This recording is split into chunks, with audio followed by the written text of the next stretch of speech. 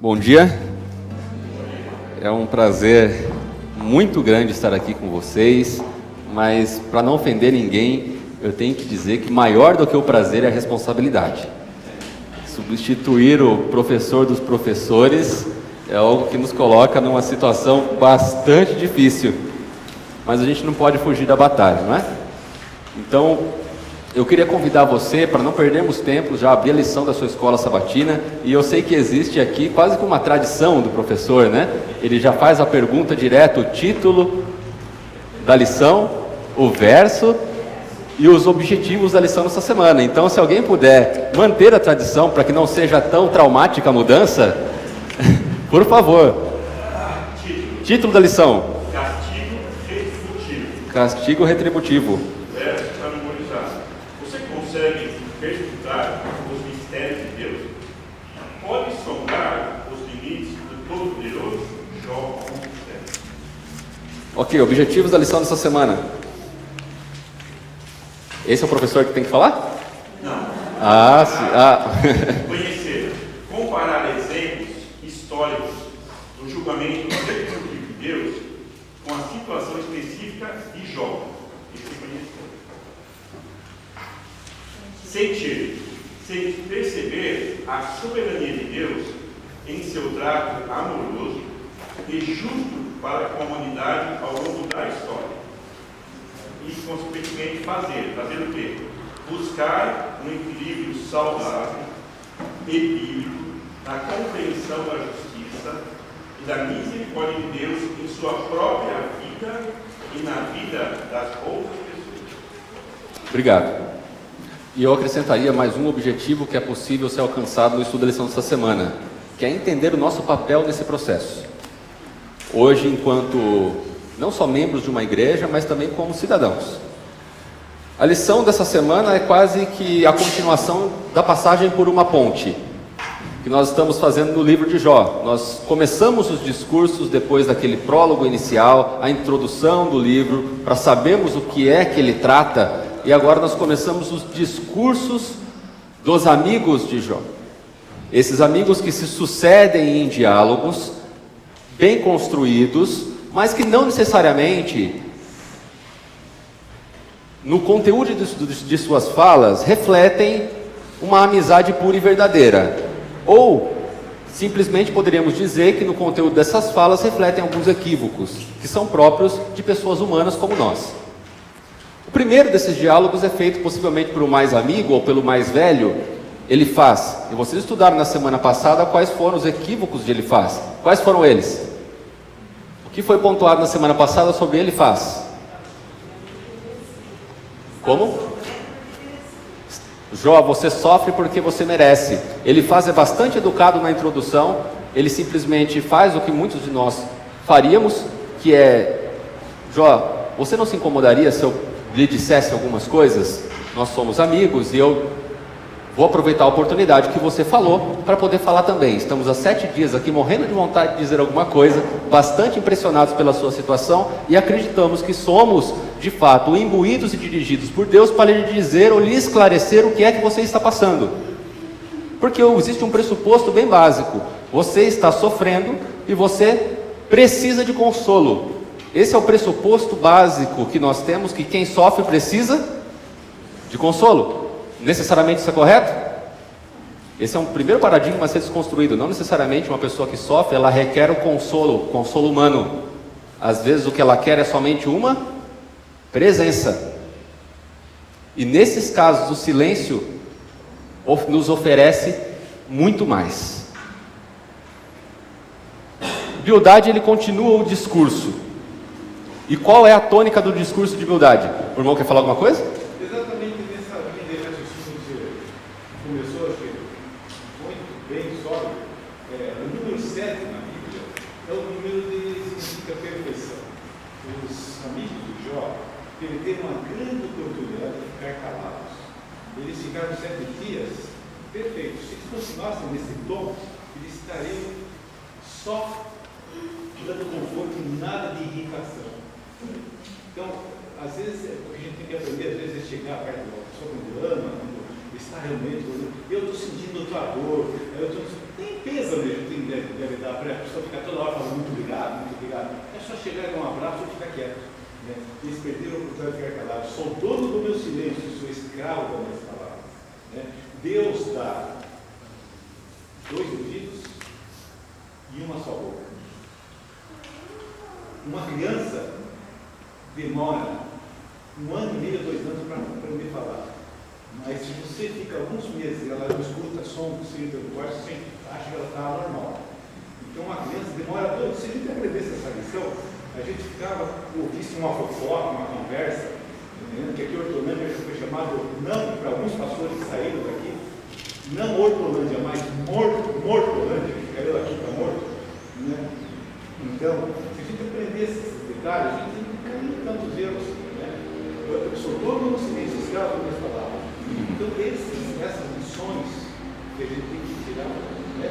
Que às vezes não é falar, é só escutar. Tem uma outra coisa, Deus, além disso, desses detalhes, esse exemplo de usar da criança, os 2 ouvidos que ele dá uma só boca, ele ainda fala assim, ele ainda aconselha assim, olha, sejam rápidos no ouvido, Tiago, tardios a falar. Muito obrigado, irmão, bem pontuado. Eu acho que por uma boa reflexão, quando nós fazemos uma análise atenta da Bíblia, nós conseguimos fazer algumas conexões, como por exemplo a questão dos 7 dias. Com certeza uma interpretação que é cabível, né? 7 dias de perfeição em silêncio. Quando eu falo, eu rompo com o silêncio, eu rompo com tudo que foi construído, e simplesmente com uma palavra eu posso destruir, ou seja, algo que foi construído com muito tempo, eu consigo destruir com uma única palavra. Só que chegar a essa compreensão, nós precisamos construir a plataforma. Como é que nós chegamos a esse entendimento dessa lição? Através de uma construção do entendimento do que nos leva a concluir que de fato não estamos aptos para exercer julgamento aqui nessa terra. E a lição ela parte de alguns princípios. Primeiro, Bildade então ele vai um passo além. Só para posicionarmos aqui o contexto, Bildade vai um passo além do que ele faz foi. Por que ele vai um passo além? Oi? Ele é um pouco mais duro. Bildade, na verdade, ele abre a mão de toda a educação que se tem numa conversa, que se exige de alguém que vá consolar o outro. Ele abre mão disso tudo. Ele abre a mão do que ele fez, para simplesmente chegar a Jó com uma palavra já bastante dura. E como é que ele começa esse discurso? Ele simplesmente chega para Jó, em outras palavras, e fala: olha, nós já ouvimos demais. Até quando você vai continuar falando todo esse palavrório, que nada mais é do que nuvem, do que ventosidades, nada mais é do que palavras jogadas sem sentido, nada mais é do que uma justificativa muito pessoal, desvinculada da realidade que você não vê, do que simplesmente algo que nos instrui e contribua para o seu entendimento do seu sofrimento.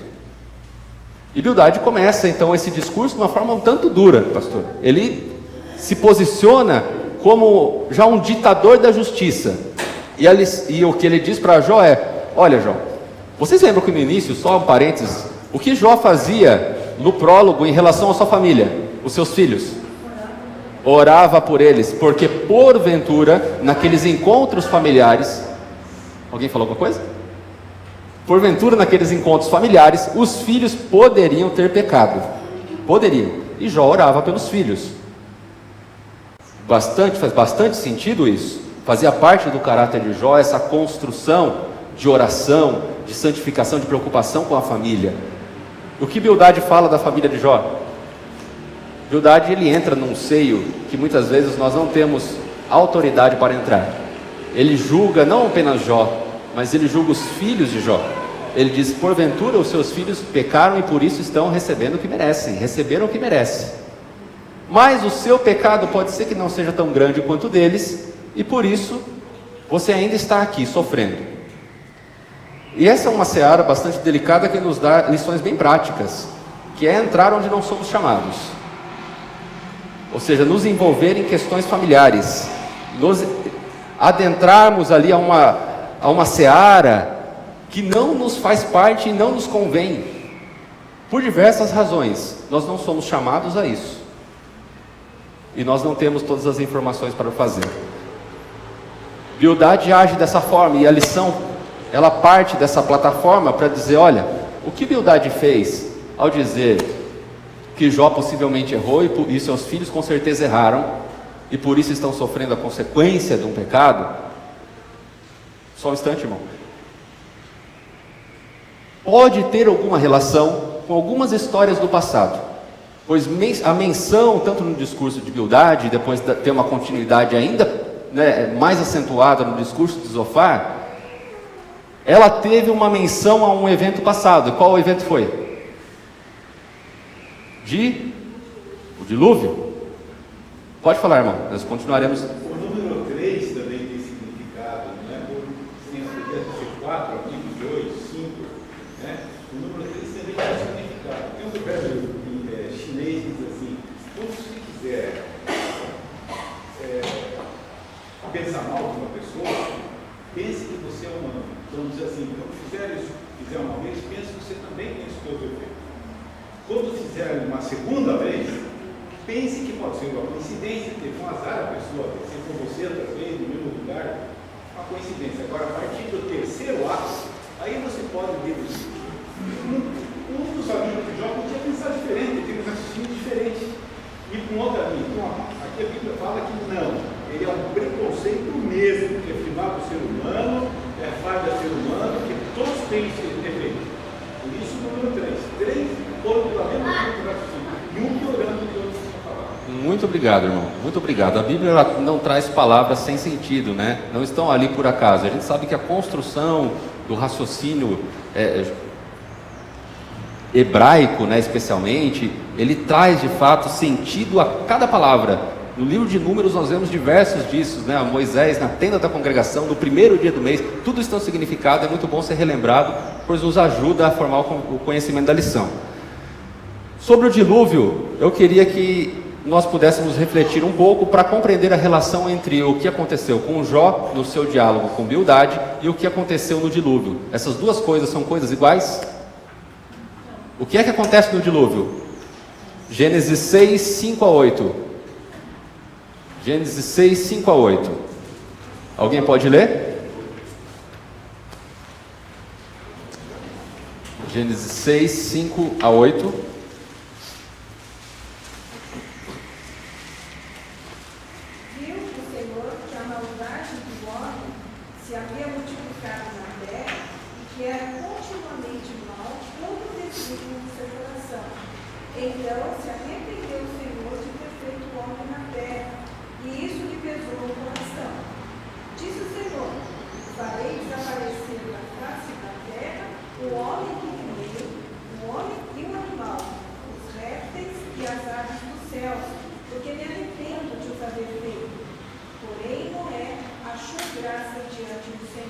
Muito obrigado. Esse é o verso bíblico que já nos faz entender essa história toda do dilúvio. Por que é que tudo isso aconteceu? Deus olha para a terra e não encontra ali nenhum justo sequer.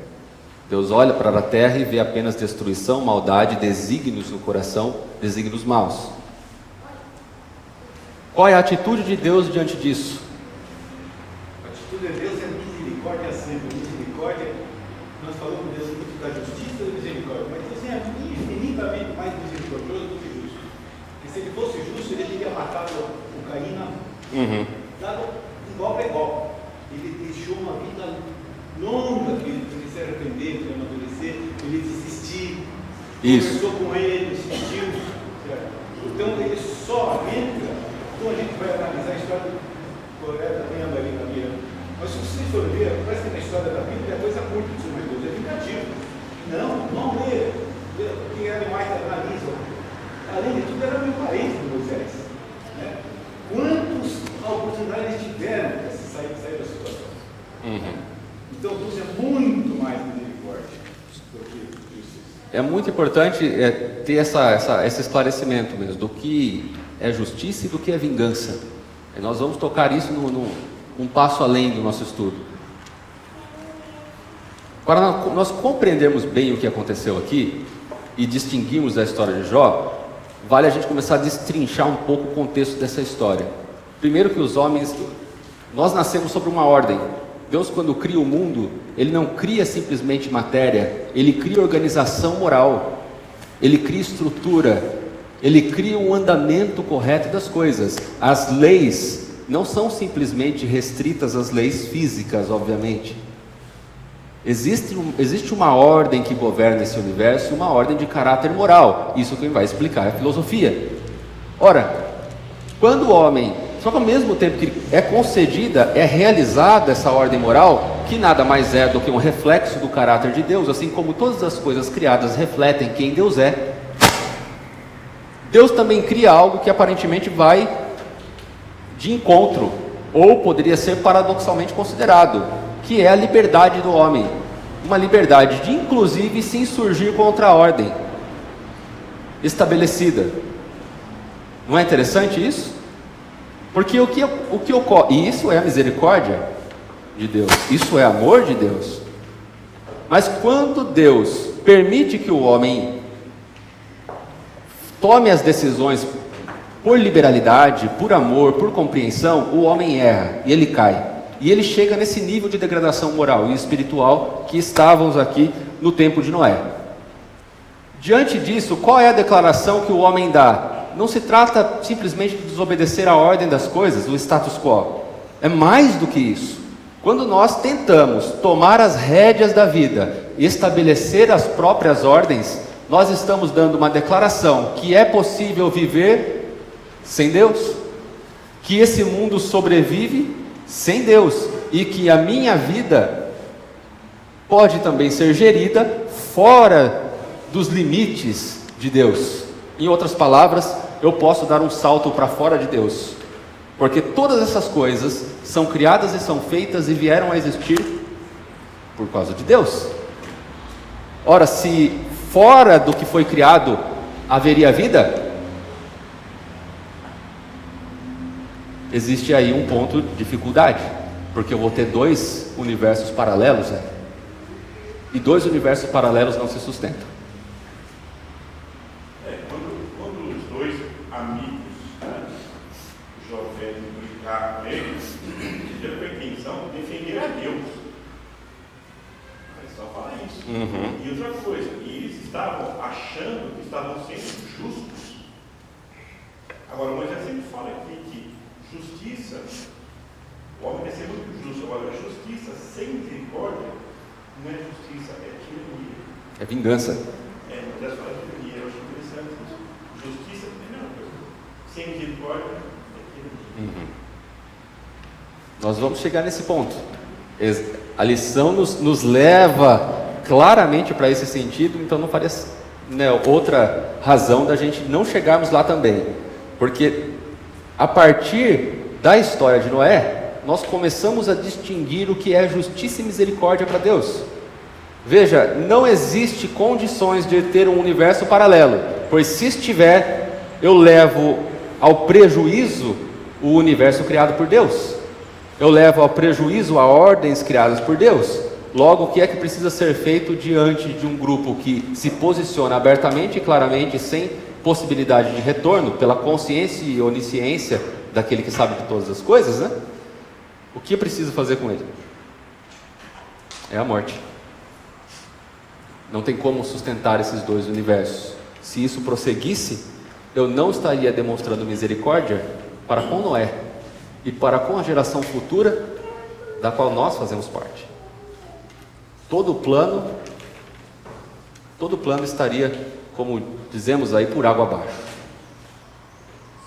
E nós vemos a reprodução de algo parecido em um outro momento. Qual é?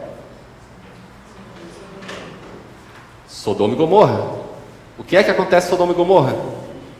O homem chegou a um nível de depravação moral que ele se posicionou. E esse é o perigo. Muitas vezes nós fazemos algumas coisas por uma debilidade moral que temos, mas sem que isso parta de uma consciência racional, de uma posição quanto a Deus. Nós queremos a misericórdia de Deus ainda, mas nós erramos. Diferentemente, é o caso de Sodoma e Gomorra. As pessoas se posicionavam em relação a Deus, o colocando para fora do seu universo. E quando isso acontece, eu tenho a reprodução duas circunstâncias do dilúvio. O que é que Deus precisa fazer? Precisa destruir. Precisa simplesmente parar com o mal. Precisa colocar um ponto final. Precisa se posicionar. Como já teve uma clareza de que lado se está, Deus precisa se posicionar, porque um plano precisa ser levado à frente. Algo precisa acontecer. É bom que sempre quando a gente analisar a Bíblia, ter essa consciência de que existia um plano. Existia um plano. Algo que estava sendo levado à frente. E que o homem não poderia frustrá-lo.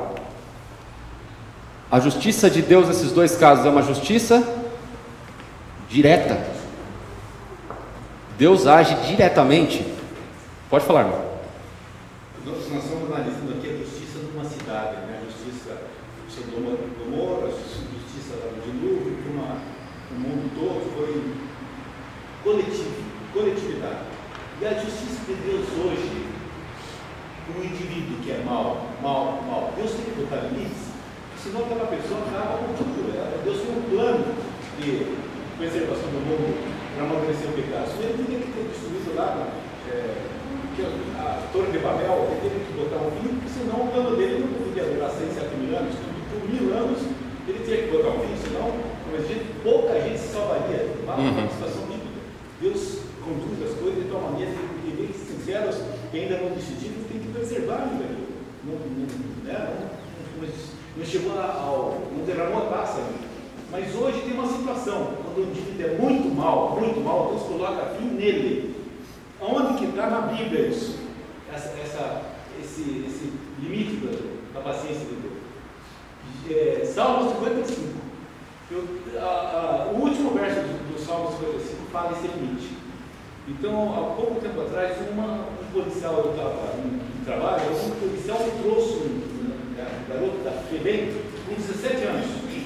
E ele estava lá machucado, os policiais fizeram coisa para prendê-lo, e ele quis fugir.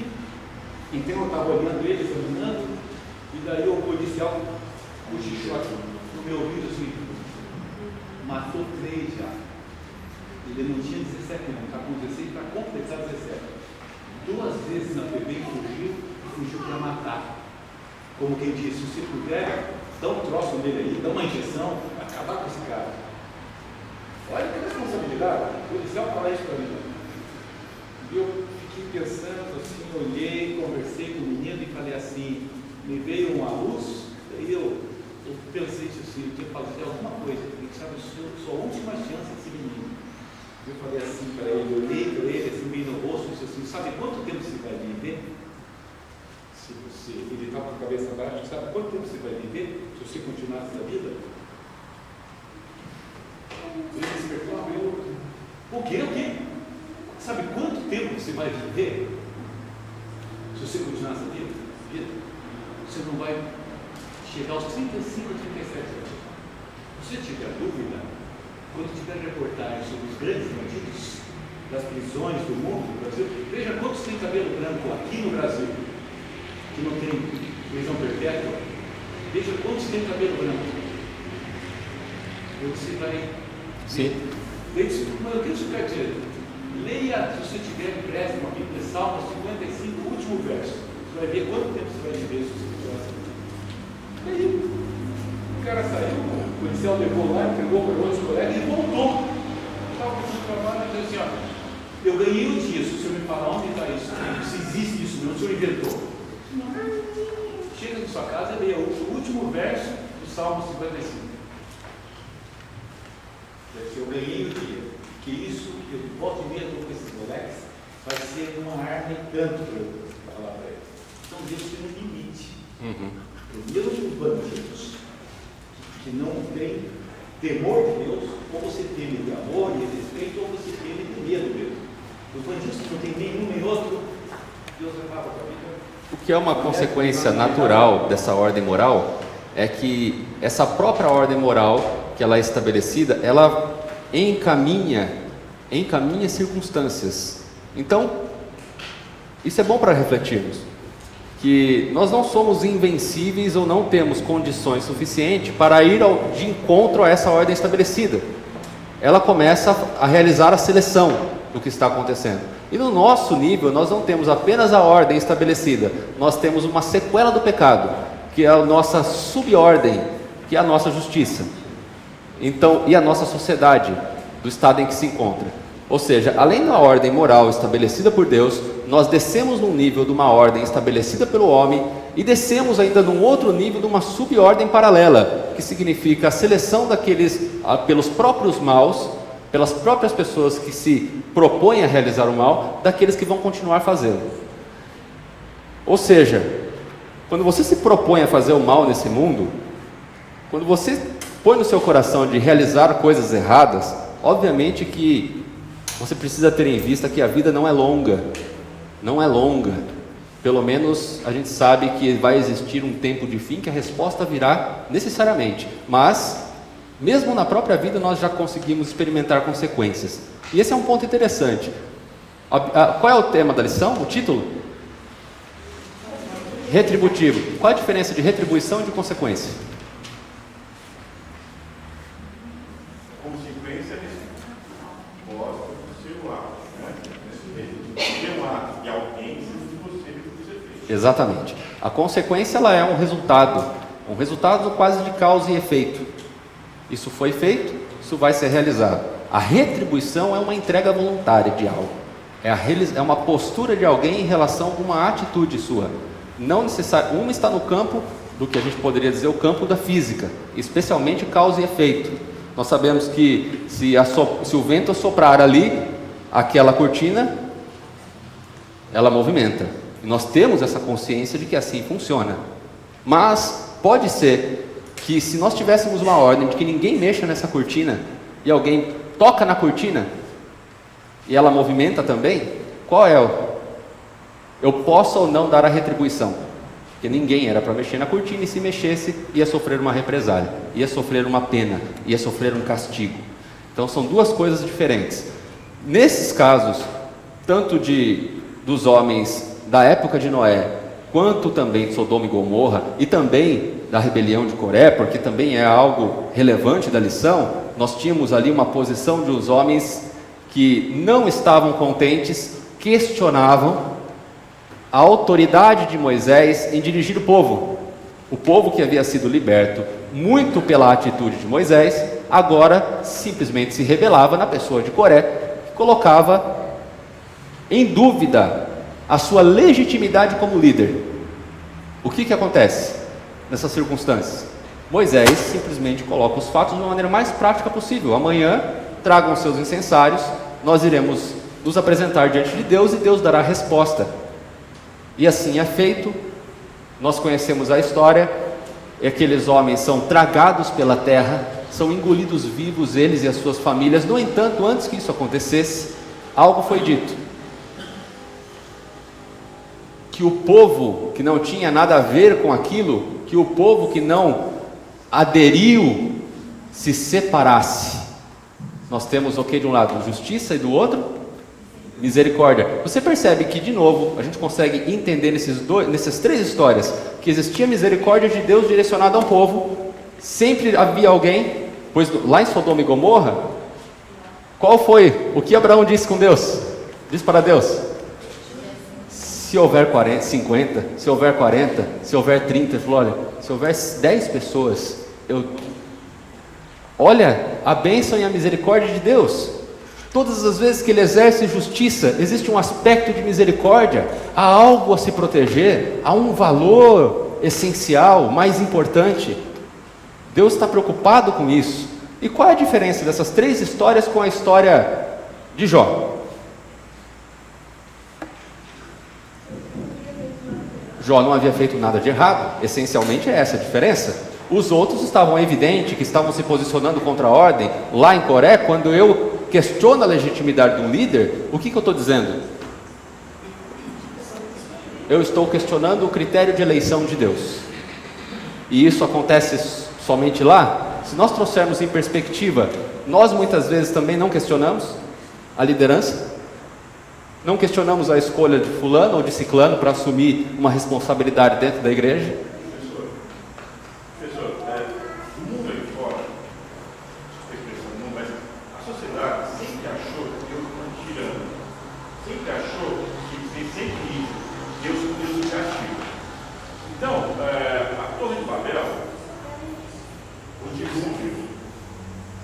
casamento, ou mesmo a obrigação de nós guardarmos os 10 mandamentos, Deus não vai tirar. Porque veja bem, professor, quando você guarda os 10 mandamentos, é para o seu bem. Quando ele fala para Isaías, vocês não seguiram a minha lei, então vocês vão morrer. Peraí, quando Deus negativo, não é. É porque quando você não guarda as leis de Deus, você mesmo se autodestrói, você se mata. Esses 3 que se revoltaram contra Moisés, mais dia menos dia, eles vão morrer. Eles podem ser usados, podem acreditar nisso. Então, quando Deus permite que essas coisas acontecem, ele não vai tirando, nem negativo. Ele sabe que o homem que faz se autodestruir. Se você não guarda os meus mandamentos, que é para o seu amor, você vai se autodestruir. Necessariamente. Então nunca Deus é negativo. Muito obrigado, irmão. O senhor já deu a ponte para a gente poder passar para o prático. Porque esse primeiro aspecto bastante evidente que nós temos uma circunstância de homens que erraram e se posicionaram e receberam a retribuição daquilo que fizeram, pela misericórdia e pela justiça de Deus. E nós temos também, ao lado disso, a história de Jó, um homem justo e bom, que no entanto estava passando por circunstâncias das quais sequer tinha a noção da questão de causa. No entanto, estava no seu legítimo direito de fazer perguntas, no seu legítimo direito de perguntar. O problema é que os amigos de Jó, se julgaram no direito de fazer comparações entre a circunstância de Jó e os eventos passados, e assim tirar conclusões, no mínimo precipitadas. Quando a gente para refletir um pouco o que é que estava acontecendo ali, nós vemos que, com um certo olhar de incompreensão, por serem homens que não entendiam todas as coisas que estavam passando e que nós temos as informações hoje. No entanto, o que se estava levantando ali, o que se estava aventando ali, era um direito, era um dever de esclarecer a Jó aquilo que ele estava passando e dizer o porquê. E justamente nesse ponto de direito e de dever, que nós muitas vezes caímos porque nos equivocamos. Um exemplo disso: nós estamos em tempos de tecnologia, em tempos de informação que circula livremente. Nós vivemos muito próximos e muito distantes uns dos outros, o que nos dá a impressão de termos o direito de dizer as coisas que quisermos. Por exemplo, se alguém posta numa rede social: Deus é amor. Daí aparece um cristão e fala: mas também a justiça é paz. Você está equivocado, sua visão de Deus é muito limitada. E daí já começa um discurso. Daí eu tenho a escolha de um líder para uma nação. Aí simplesmente os defensores de novo da fé, que se veem no direito de emitir informações, de emitir opiniões, e o fazem agora a nível nacional, simplesmente trazem argumentos subproféticos ou nada proféticos, vinculando ideias e questionamentos sobre aquilo que aconteceu. Questionam pessoas, ou seja, são inúmeras circunstâncias em que nos posicionamos enquanto igreja. Fulano, muitas vezes em torno de uma mesa farta, nos reunimos ali sobre a bênção de Deus pelo alimento que recebemos, e o que acontece? O que acontece? Emitimos opiniões duríssimas sobre a mensagem, sobre os pastores, sobre a igreja, sobre a liderança. Começamos simplesmente a omitir opiniões, a fazer julgamentos. O que é que isso significa? Que incorremos em pelo menos 3 equívocos. Um deles é que nós temos o direito de administrar a justiça. Nós temos direito de administrar a justiça de Deus, como se isso nos fosse incumbido. Nós podemos dizer para as pessoas quando isto é justiça de Deus, quando Deus deve exercer a justiça e quando Ele não deve. Um outro ponto que nós também podemos refletir é que quando agimos assim, nós criamos um obstáculo à misericórdia. nós também abrimos ou fechamos a porta da graça, abrimos ou fechamos a porta da misericórdia que Deus tem para nós. Nós dizemos quando isso se aplica e quando isso não se aplica. Um outro elemento é que partimos de uma pressuposição de culpa. Quando nós julgamos as outras pessoas, já pressupomos que elas de fato têm culpa no cartório. E por quê? Porque simplesmente fazemos isso sem os métodos adequados. Até na própria ordem dos homens, que é uma subordem, há uma consciência de que nós não temos todos os dados e todas as informações a fim de julgar alguém com tamanha parcialidade e tamanha clareza e tamanha justeza. Nós não temos. Tanto que é estabelecido aqui um método de julgamento. Como que funciona esse método? Olha, chamamos as pessoas aqui. Diga, meu filho, qual é a sua opinião? Qual é o seu motivo? Ok, e o seu? Ah, sim. Tudo bem, vocês deram suas opiniões, vamos ouvir a opinião de uma terceira pessoa, de uma quarta pessoa, para assim chegar no consenso de informações. Quando nós julgamos as pessoas, normalmente nós não damos a oportunidade do contraditório. Nós simplesmente nos posicionamos, julgamos, questionamos, esse é o nosso, sem ter um fundamento. E isso fica ainda pior, porque quando nós buscamos o fundamento, qual é o fundamento que nós temos? Uma maneira muito clara é nós olharmos hoje para o momento que vivemos. Uma era que é declarada como pensadores como a era da pós-modernidade. E isso tem muito mais do que simplesmente uma transição temporal, do moderno para o pós-moderno. Significa que nós passamos por circunstâncias que marcam o nosso momento. E quais são as características hoje que identificam a nossa sociedade e por isso nos identificam? Somos muitas vezes superficiais, estamos preocupados conosco mesmos, e nós estamos destronando princípios. Nós simplesmente deixamos para trás tudo aquilo que foi construído para analisar as coisas casuisticamente. Abandonamos aquilo que é o nosso arcabouço de segurança para pisar num terreno que muda o tempo inteiro. Porque não existe uma verdade absoluta, tudo é relativo. Numa circunstância como essa, algum de nós aqui tem condição suficiente para julgar alguém? Algum de nós aqui pode emitir uma opinião que seja bem segura a respeito do sofrimento na vida de alguém? Por isso que Deus diz minha vingança. Deus sabe que nossa limitação é total. O conceito que se tinha de 20, 30 anos atrás é que quem se matava estava perdido. Hoje você não vê totalmente isso. Você vê que as pessoas, a maioria das pessoas que se matam são deprimidas, têm um problema de hormônio já do nascimento. Quando nós agimos assim, Deus conhece quem é a pessoa, de onde ela foi filha de quem, filha de quem, como é que é o gene dela, por isso que nós vamos ver o julgamento que Deus teve no céu, se foi justo ou não, mas nós vamos. E vamos nos surpreender. Vamos nos surpreender lá, porque algumas pessoas que sobre o nosso julgamento teriam o mais rigoroso castigo divino estarão lá andando entre nós, se nós estivermos lá. Amém? Amém. Nós estivermos lá. Por isso que nós precisamos hoje ter uma leitura mais exata do contexto que a gente vive, de quem nós somos, das informações que nós temos, para nos posicionarmos, porque essa é a compreensão, o sentimento que eu tenho em relação a isso é, Deus ele é capaz de julgar. Teve alguém? Por favor. Seus 5 últimos minutos aí, você abriu tantas vertentes, e eu gostaria de falar duas que eu achei importantes que você salientou.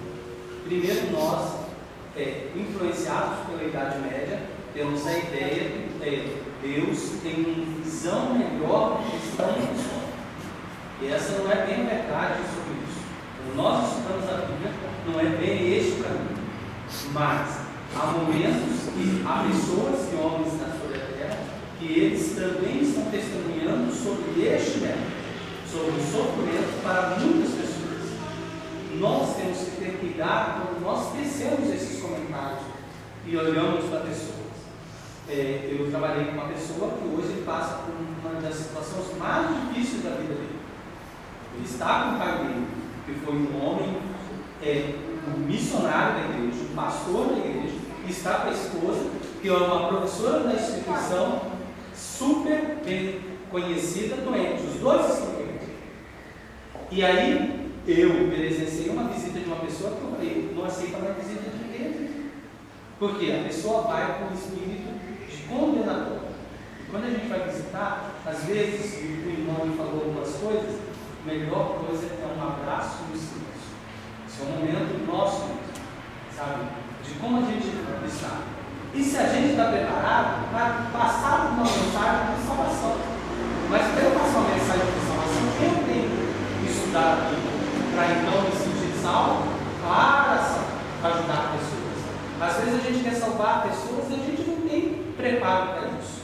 A melhor preparo, às vezes, é ficar em casa orando para que Deus age nessa vida dessas pessoas que estão passando por momentos inexplicáveis. E Jó também não sabia.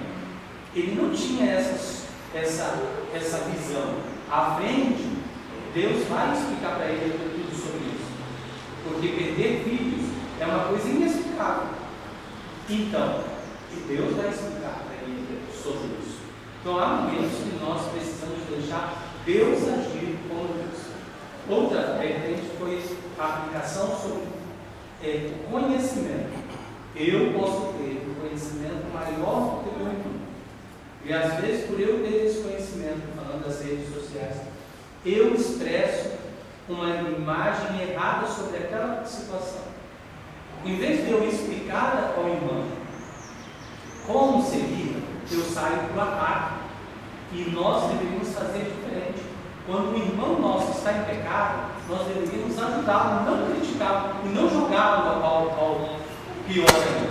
Muitas pessoas às vezes cometem erros porque elas não tiveram a luz toda, ou não têm toda a luz. Então, se eu tenho um conhecimento um pouco melhor, eu devo então ensinar ao que tem um pouco menos. E aí nós todos teremos um conhecimento avante. Muito obrigado, irmão. Exatamente. E por isso que nós recaímos, né? Ou em alguns métodos que nós criamos. O primeiro deles é nos achar realmente competentes para julgar a vida de alguém. Obviamente que isso não cabe a todos. Algumas pessoas sim têm essa condição.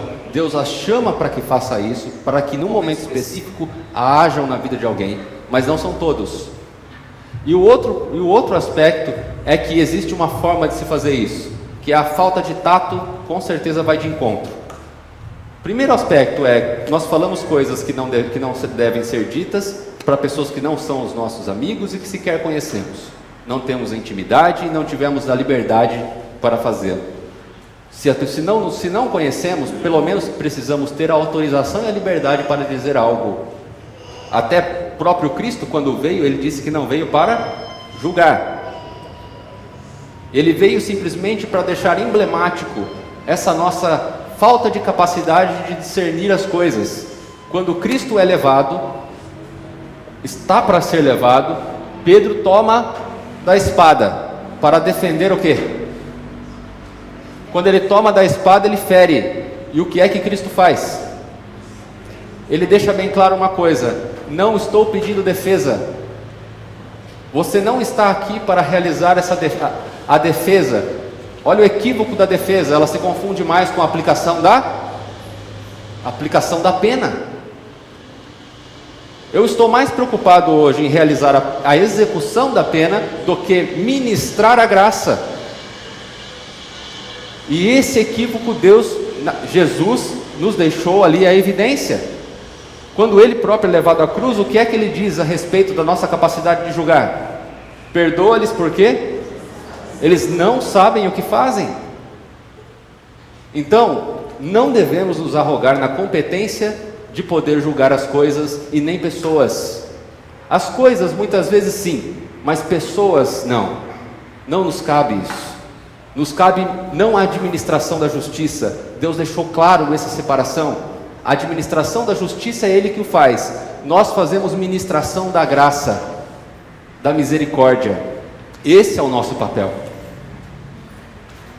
Eu acho que a gente, como cristão, nunca poderia se perder nem se esquecer que nós somos limitados a esse mundo. E nunca nós teremos condições de sequer imaginar por que Deus age assim e por que Deus age assado. Nós não temos condições de entender o plano de Deus numa totalidade, porque nós não vivenciamos os outros mundos. Estamos sendo observados por eles. Então, Deus, em sua infinita misericórdia, Ele poupa muitas situações para que sejamos preservados de outras muito piores. E muitas vezes Ele permite situações para que melhoremos em algumas situações ou que sejamos testemunhos para outros. O nosso papel é só esse, testemunhar. E abrir o testemunho de Cristo qual for. Amor, amor, amor o tempo todo. Então, quando eu me ponho a julgar alguém, eu me esqueço que diante de Deus eu não sou nada. E que Ele pode me fulminar a hora que Ele quiser. E é isso que a gente tem que entender. A nossa arrogância, porque nós estudamos a Bíblia um pouquinho mais do que outras pessoas, não nos leva a nada, muito pelo contrário, nos leva a ser pior do que nós éramos, quando não conhecemos nada. Que aquele que não conhece, ele está inocente dos seus atos. Quanto mais nós conhecemos, mais responsáveis nós somos pelo que nós fazemos. E nos coloca diante de uma circunstância de fragilidade, porque com a mesma medida que vocês julgarem, vocês serão julgados. E diante de tudo isso daí, a postura do cristão mais consciente, a postura mais eloquente, a postura mais clara, mais verdadeira para aquele momento, qual é? O nosso silêncio. Porque ele foi levado à morte sem abrir a sua boca. E deixando muito claro para esse mundo que nós não somos capazes de compreender sequer a evidência de um homem bom, que tinha obras boas. Não fomos capazes, nós o julgamos, nós o matamos. Quanto mais circunstâncias de pessoas que vivem distantes de nós. Não nos cabe, irmãos, esse papel de julgadores. Cabe-nos o papel de administração das bênçãos de Deus, de ministração das bênçãos. Eu poder permitir que haja acesso à justiça de Deus. Eu abro portas para que as pessoas simplesmente possam acessar e encontrar a misericórdia. Eu crio estradas para que as pessoas encontrem a graça. Esse é o nosso papel como cristãos. Existe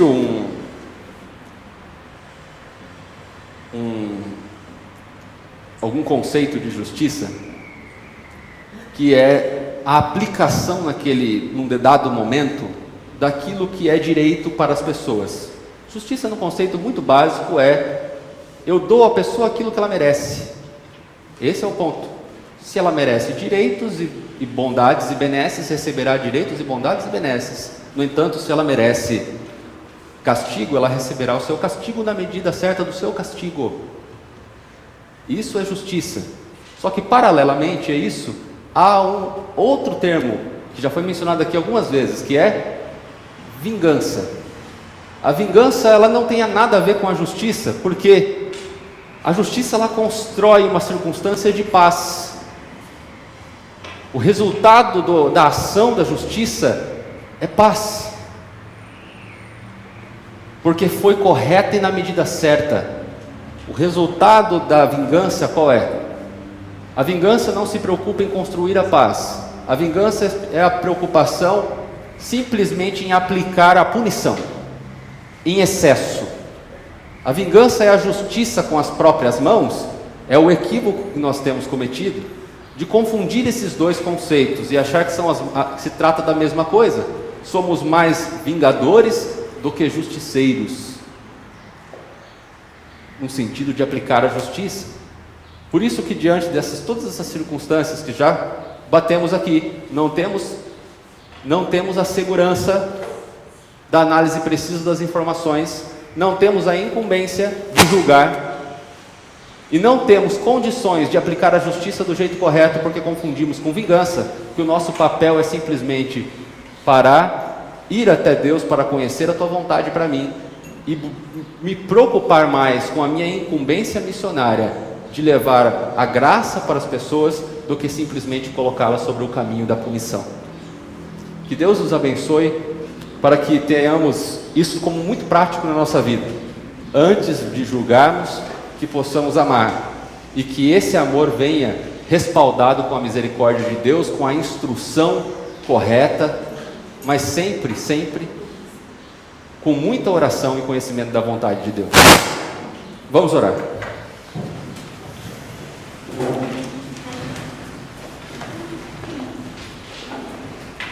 Senhor nosso Deus e Pai, louvado e glorificado seja o Teu nome, Senhor, porque o Senhor sabe que muitos de nós somos julgados aqui, pelas nossas palavras, pelas nossas atitudes e num cúmulo absurdo, até mesmo pelas roupas que vestimos.